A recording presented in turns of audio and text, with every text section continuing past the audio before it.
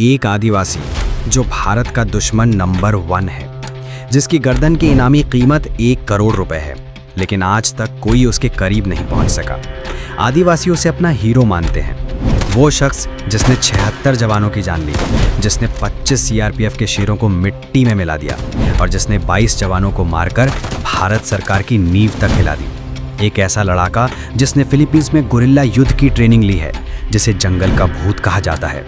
ना चेहरा, ना फोटो, सिर्फ लाशें। और आज उसकी तलाश में raw, NIA, CRPF, STF, IB सब लगे हैं। इस व्यक्ति नाम है माडवी हेडमा। एक ऐसा नाम जो बस्तर के जंगलों में सुनाई देता है लेकिन कभी दिखाई नहीं देता।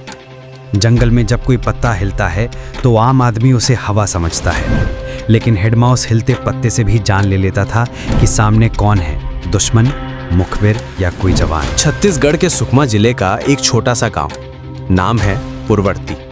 यहाँ की झोपड़ियों में बिजली नहीं, स्कूल नहीं और कभी कभी तो खाना भी नहीं। लेकिन इसी गांव में जन्मा था भारत का सबसे बड़ा दुश्मन, हिडमा। हिडमा का असली नाम मुरली था। एक गोंड आदिवासी परिवार में जन्मा जो घने जंगलों के बीच रहता था।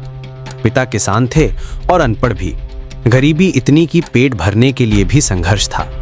मुरली का बचपन जंगलों में बीता। स्कूल तो गांव में था ही नहीं, लेकिन उसकी नजरें तेज थीं और दिमाग बहुत ही चतुर। जब वो 16-17 साल का हुआ तब उसके गांव में कुछ नए लोग आए जिनके कंधों पर बंदूकें और हाथों में लाल किताब थी। वो नक्सली थे। उन्होंने गांव के युवाओं को इकट्ठा किया और बोलने लगे, सरकार तुम्हारी दुश्मन है, जमीन तुम्हारी छीनी जा रही है, अधिकार छीन रहे हैं, बंदूक उठाओ और बदल डालो व्यवस्था को। मुरली यानी हिडमा इन शब्दों से इतना प्रभावित हुआ कि उसने अपने गरीब और उत्पीड़ित समाज का मसीहा बनने का सपना देखा। और इसी लाल जोश में हिडमा ने नक्सलियों की राज्य कमेटी से ट्रेनिंग लेनी शुरू की। कहा जाता है कि हिडमा ने इतनी तेजी से गुरिल्ला युद्ध सीखा कि कुछ ही महीनों में वो सबका ध्यान खींचने लगा।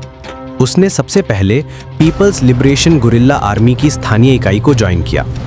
2004 के बाद संगठन में हुए बड़े बदलावों के दौरान हिडमा को बटालियन नंबर 1 का कमांडर बना दिया गया। यहीं से उसका कद बढ़ता गया और वो बन गया जंगलों का भूत, जिसे कोई पकड़ नहीं पाया। हिडमा एक ऐसा नाम जिसने भारतीय सुरक्षा तंत्र को झकझोर दिया। वो सिर्फ गोली नहीं चलाता, वो जंगल में ऑपरेशन प्लान करता है जैसे कोई सेना का जनरल हो, लेकिन उसकी सेना कानून से नहीं चलती, बंदूक से चलती है। अब मैं आपको हिडमा के द्वारा किए गए कुछ बड़े बड़े कांडों को बता रहा हूँ। साल 2010 ताड़मिटला दंतेवाड़ा हमला, इसमें 76 सीआरपीएफ के जवान शहीद हो गए। साल 2013 झीरम घाटी हमला, इस हमले में 28 लोग मारे गए, जिनमें कांग्रेस नेता महेंद्र कर्मा, नंद कुमार पटेल सहित कई कांग्रेसी शामिल थे। साल 2017 बुरकापाल हमला, हिडमा के द्वारा किए गए इस हमले में 25 सीआरपीएफ जवान शहीद हो गए। साल 2021 बीजापुर सुकमा हमला, इस हमले में 22 जवान शहीद हो गए और 30 जवान घायल हो गए। हिडमा सिर्फ लड़ता नहीं है, वो डर पैदा करता है, सिस्टम को कमजोर करता है और सैनिकों को मानसिक रूप से तोड़ता है। हिडमा कभी मोबाइल नहीं रखता, ना ही डिजिटल नक्शे से चलता है। उसके पास है लोकल नेटवर्क, वनवासी लोग जो उसे भगवान मानते हैं। कुछ आदिवासी उसे धरती पुत्र मानते हैं, जो सरकार से लड़ता है, लेकिन देश के लिए वो जंगलों का जल्लाद है, जिसने हजारों जिंदगियां लील ली।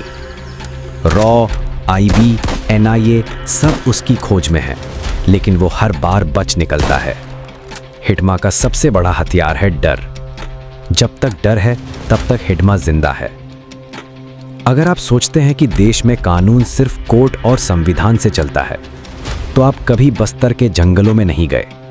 यहाँ ना न्यायालय है, ना जज, लेकिन फैसले होते हैं बंदूक की गोली से।